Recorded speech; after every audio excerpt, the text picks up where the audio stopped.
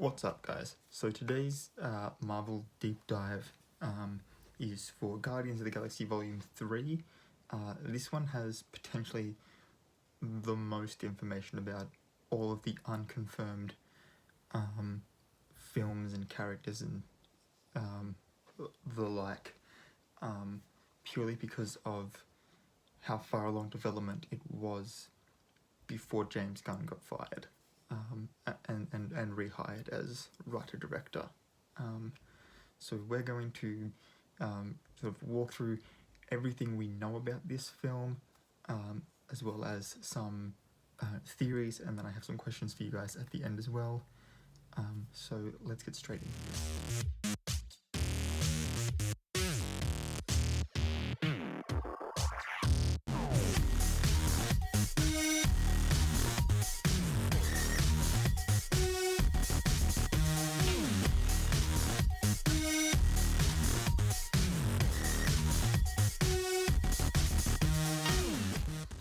Alright, so as I just said, James Gunn is writing and directing this film, as he has done for the last two Guardians films.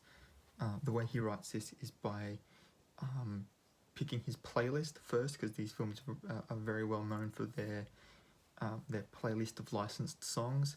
And at current, he has tweeted out that he is down to 181 songs on the playlist, which, considering that this is going to be coming from the Zune now rather than the tape decks, and I think they said they could hold it to 1,000 songs. It might mean that we get very short snippets of a lot more songs than we have in previous Guardians films. The movie will be set after Endgame and Love and Thunder. People were tweeting him on Twitter asking when Guardians 3 would take place. He has said that it will be after Love and Thunder, which makes sense considering this hasn't been confirmed, but Love and Thunder has, and therefore that means that it's going to be taking place after Endgame as well, which gives us a couple of storyline possibilities later on. The release date will presumably be sometime in 2022, after Suicide Squad 2 has come out. I think I read somewhere that filming is supposed to begin in 2020, but considering that all of the dates for 2020 and 2021 have already been taken, this will likely be a 2022 film. The May date has already been taken, I believe, by Black Panther 2, I believe, which leaves us only the February 18th or July 29th release date.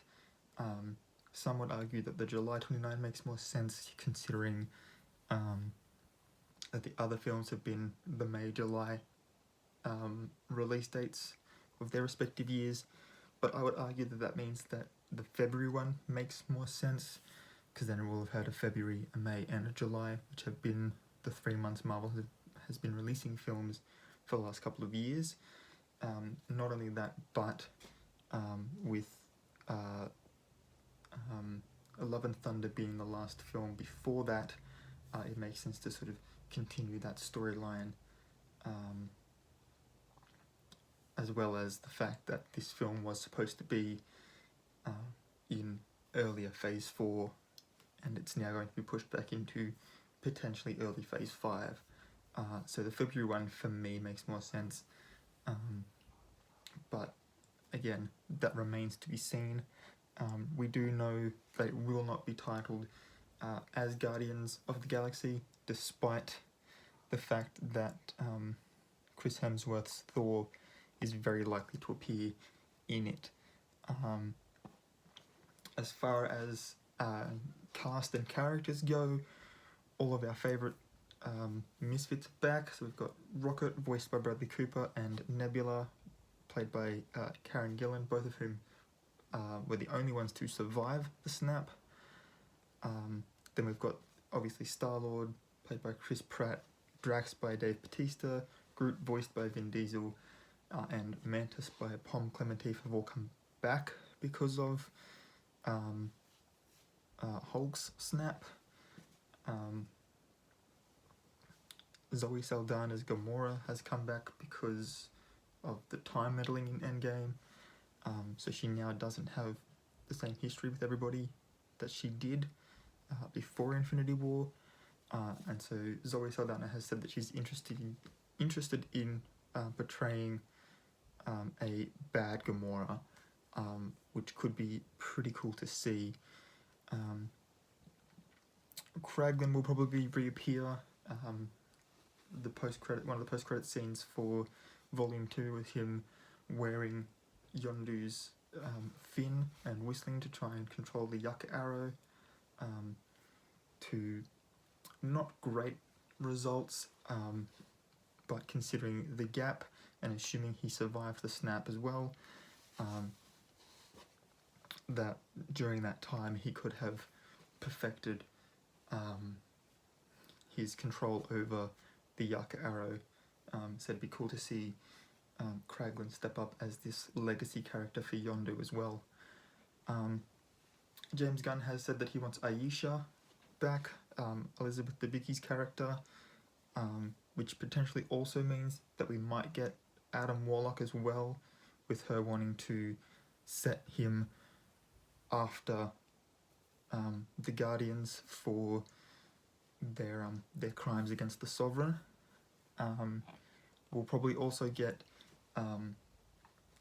the sort of older generation of Guardians together again. So Stakar, played by Sylvester Stallone, Alita, played by Michelle Yeoh, Charlie 27 by Ving Rhames, Mainframe, voiced by Miley Cyrus, Martin X, played by Michael Rosenbaum, and probably Kruger as well.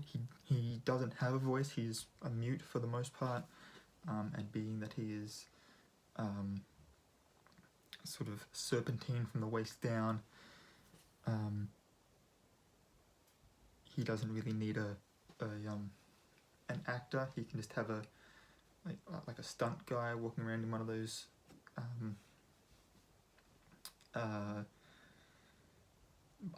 mocap suits, so he doesn't need an actor or a voice actor, but if he does appear, it kind of opens up a little bit more sort of interconnectivity within sort of the more cosmic side of the Marvel Universe, considering that get the number right here, Earth 639, I believe it was, Kruger actually became the Sorcerer Supreme after Doctor Strange, so the fact that he appeared in a Guardians film to begin with was a little bit strange, but we did get to see that he used the same sort of magic as Doctor Strange did.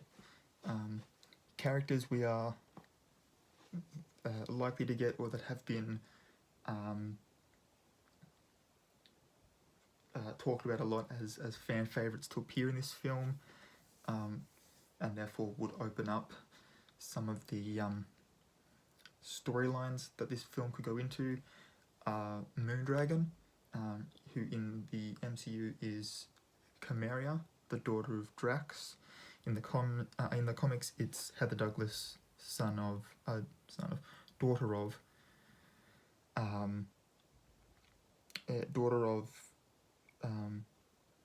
Arthur Douglas, who gets reborn as Drax the Destroyer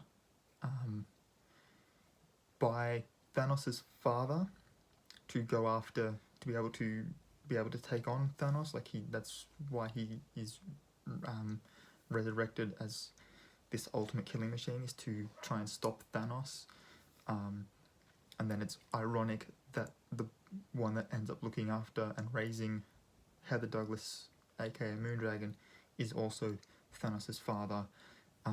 So I feel like Alaz is likely to appear, and his casting would probably depend on who plays him in the Eternals, considering that Thanos is actually a deviant, which is sort of like the deformed version of an Eternal, for lack of a better word.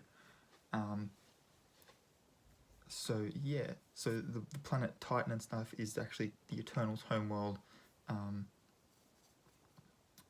yeah, so Allah's casting would depend entirely on if he appears, and then who plays him in the Eternals movie, which obviously would come out first. But if Moondragon's going to be in this, I would really also like to see Phyla Vel's version of Quasar. In the comics, Moondragon and Phyla Vel have a romantic relationship with each other. And considering that Marvel's really trying to go for, like they're really playing every diversity card that they possibly can at the moment, putting this in could help. Could definitely help with that. As well as in the comics, Quasar was originally a male character, and if we just completely skip that and go, was always a female, as well as the ties then that makes to Captain Marvel's origin as well. It'll play out really nicely with diversity and interconnectivity and stuff, and I really don't see a way where they're gonna just not put her in. We've then got Lady Lila, who is Rocket's sort of love interest, and considering that we have been told that we're going to get a lot more of his backstory, and that's something that James Gunn wants to explore, it's highly likely that we will get Lady Lila, the High Evolutionary, potentially as the main villain for the film,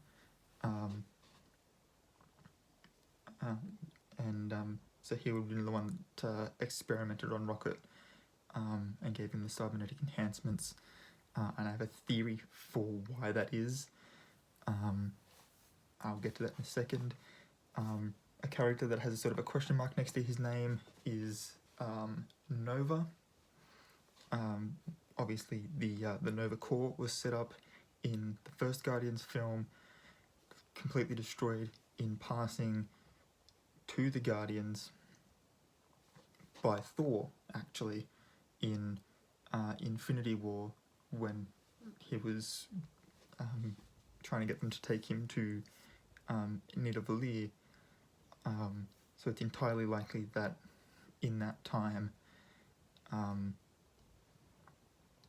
that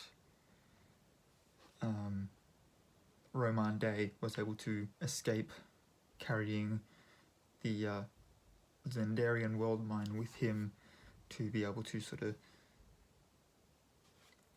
crash land on Earth and give that power to Richard Rider, and then following the events of Infinity War and Endgame, maybe Nova's going out trying to do what Captain Marvel's doing and protect the rest of the galaxy. But again, considering that his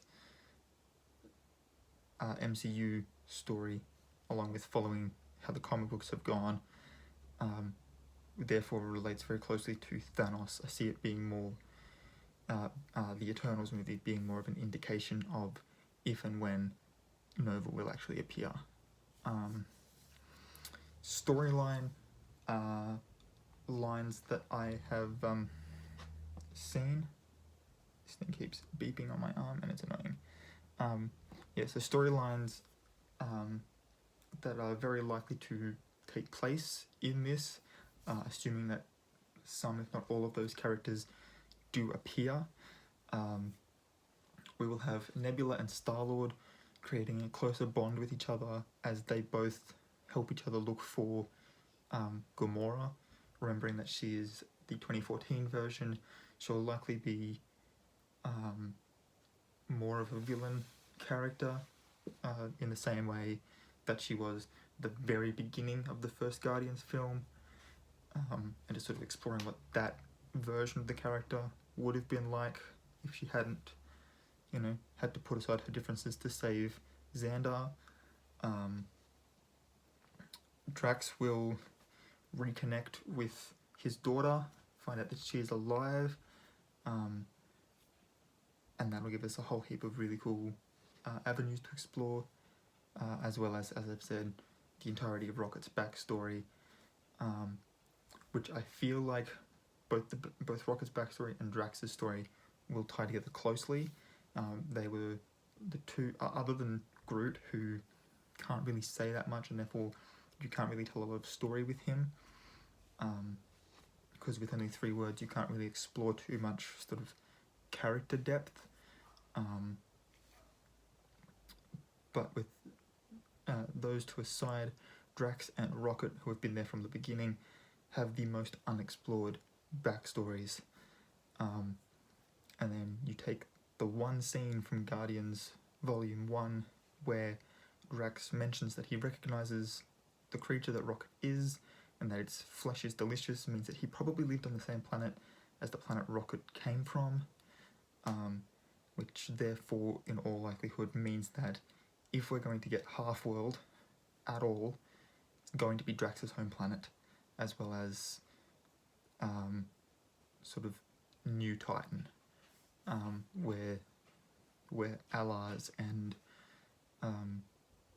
the High Evolutionary and all that live, as well as where Moondragon and Phyla-Vell, potentially the Black Order, and then like Lila, maybe Cosmo as well, all got their powers.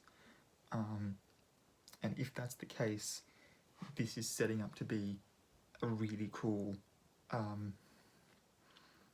chapter in Phase 4 or Phase 5 that says, look, everything we built here in Phases 1 to 3 still applies, but that the main story arc of that is finished. And so that'd be really cool to see. I do have some fan castings. Some of these are for particular reasons, some of them are not. As Adam Warlock, Nikolai Coster-Waldau, I think would be really cool. So having Jaime Lannister, he just looks the part. Like you get the clean shaven version of him with sort of longer hair, and he would just look the part, I think. As well as obviously in Game of Thrones, he plays a very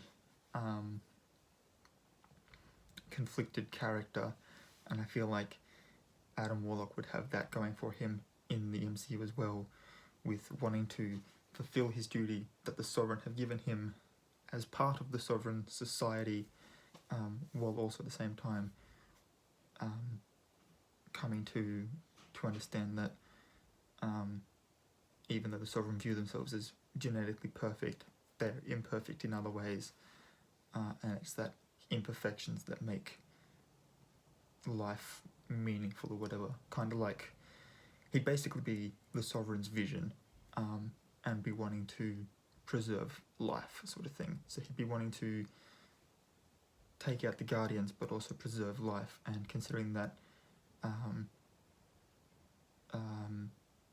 Star-Lord is half celestial, half human, Rocket is potentially the last of his species, considering that they were eaten and experimented on.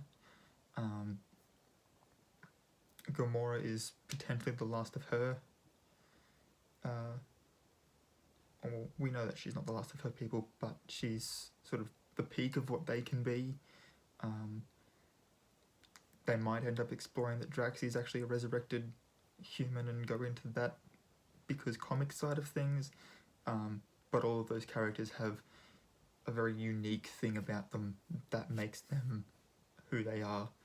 And as far as we know, there's only one Groot, and he's just immortal in the way that if he dies, he's able to regrow from a cutting. For Moondragon, I think Catherine Langford would be a good fit.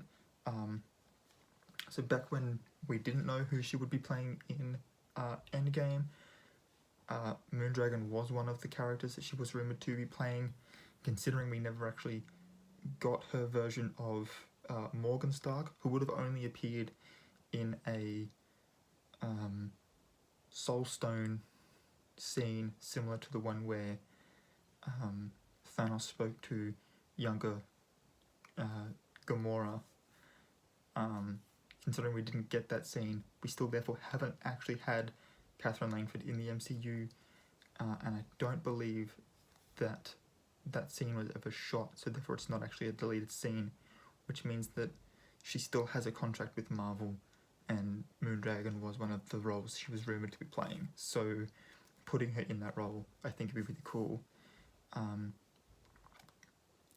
Putting Cara Delevingne as Phyla-Vell Quasar would be really cool.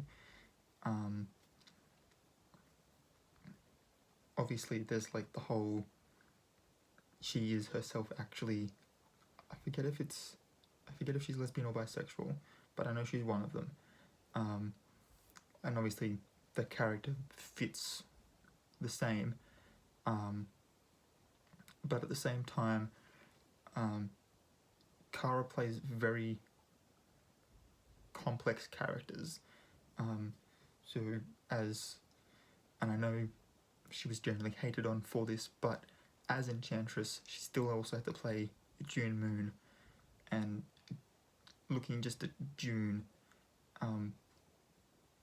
that's a very complex character, because she she has this ability to become this powerful magic user, but it's at the expense of her own sort of like mental health and her own sanity and stuff. So looking just at the June Moon side of her character from Suicide Squad, that'd be really cool. Plus the fact that James Gunn is going to be directing Suicide Squad 2, it could be seen as like I'll come and direct this, but I want this actress to come and so that there could be a way that works out that way. Elizabeth Banks as the voice of Lila. Elizabeth Banks has a very distinctive voice, just like Bradley Cooper does, as well as the fact that she is one of James Gunn's former collaborators. I believe she was in Slither, I think it was. And so getting her to come back and play this badass otter with low-level like psychic abilities and stuff would be really cool. I'm pretty sure Lila has psychic abilities. So yeah, that'd be really cool to see. For the High Evolutionary, I see this being more akin to how they did Ultron, with him being more or less a mocap body double for his movements and his appearance, being mainly CG. But having Mark Hamill voice him would be really cool. James Gunn has been trying to get Mark Hamill a role for Guardians 3, and Mark Hamill's best known, other than playing Luke Skywalker, is best known for his voice acting role as the Joker, which he's done for years. And I see him being able to bring his villainous side once again to the High Evolutionary, would just really make this character great. And then last but not least, Nova. If Nova's going to appear, I personally would like to see Liam Hemsworth come in. Obviously, that would mean that both Liam Hemsworth and Miley Cyrus are in the same film again, which is one reason. But also, if he's going to team up with the Guardians, who is being joined by Thor, having Nova and Thor stand next to each other and be able to, have some comment where brother comes up and the other one just sort of looks at them like, we're not brothers, would be a really cool sort of semi-fourth wall break that I think would still fit the comedy of, if it's pulled off the right way, would still fit the comedy that the Guardians films are known for. And so I think Liam Hemsworth would be really cool as Nova. It does mean that if he does appear as Nova, that he would therefore not be my fan casting for Human Torch, where I also think he'd do really well. But there are other actors that I can see pulling off Human Torch just as well, if not better. But I really want Liam Hemsworth to appear in a film next to Chris and just have them sort of play off each other as only brothers can. Again, would fit the whole family dynamic that the Guardians films seem to have at their core. For instance, the first two Guardians films focused on Star-Lord trying to find out who his father is and then killing his father. The sibling rivalry between Gamora and Nebula. Drax constantly moaning about and trying to seek revenge for the deaths of his family at the hands of Thanos and the rest of the Black Order, as well as in Infinity War, when Groot was dusting away, it was revealed that his final I am Groot translated to dad or father or something like that while he was looking at Rocket. So there's definitely a family thing going there, and with both Chris Hemsworth and Miley Cyrus being in this film, Liam Hemsworth would still fit on both sides of that as a family member, which would be really cool to see. That's all I've got for today. I think I've got 4 questions here.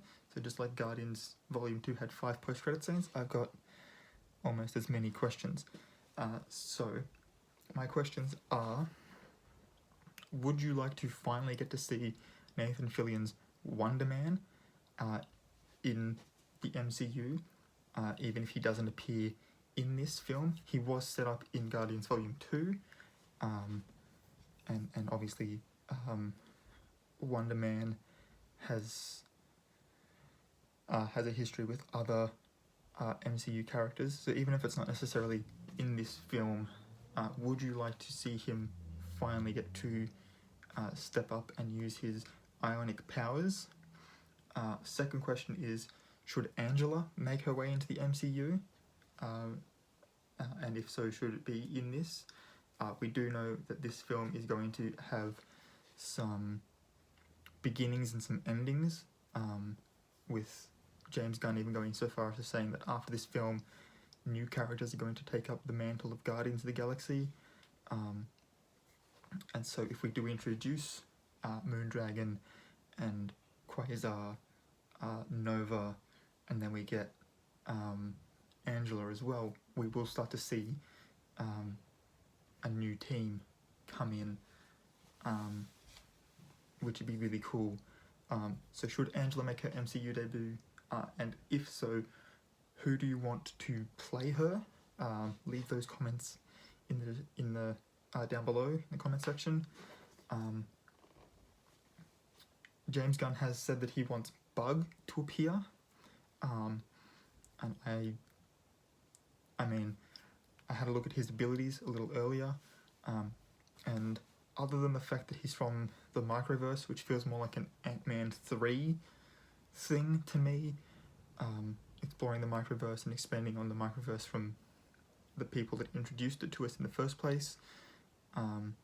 His powers are very similar to Spider-Man's as well, so it could be the answer to Spider-Man's left, so let's bring Bug in to fill that role. The only thing he's missing is being able to shoot webs.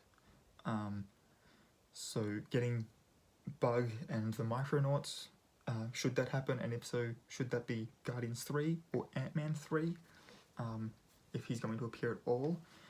And then if Cosmo appears, who should voice him?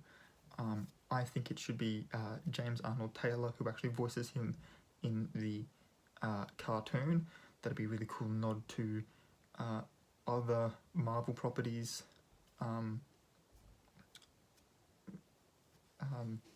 as well as the fact that Cosmo is telepathic.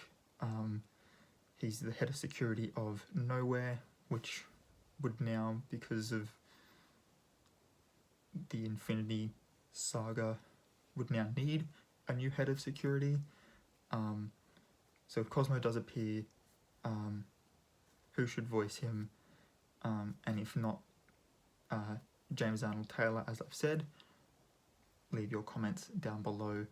All of my social medias will be in links down below, as well as the URL for the source that I used to get most of this information. The rest obviously is all on Twitter and social media from different people involved in the making of this film. If you liked this video, please give it a thumbs up, and don't forget to hit the subscribe button and the notification bell if you want to be alerted when I upload new videos. Right, so that's all I've got for today. So until next time, guys, night to A2, and I'll check you all later.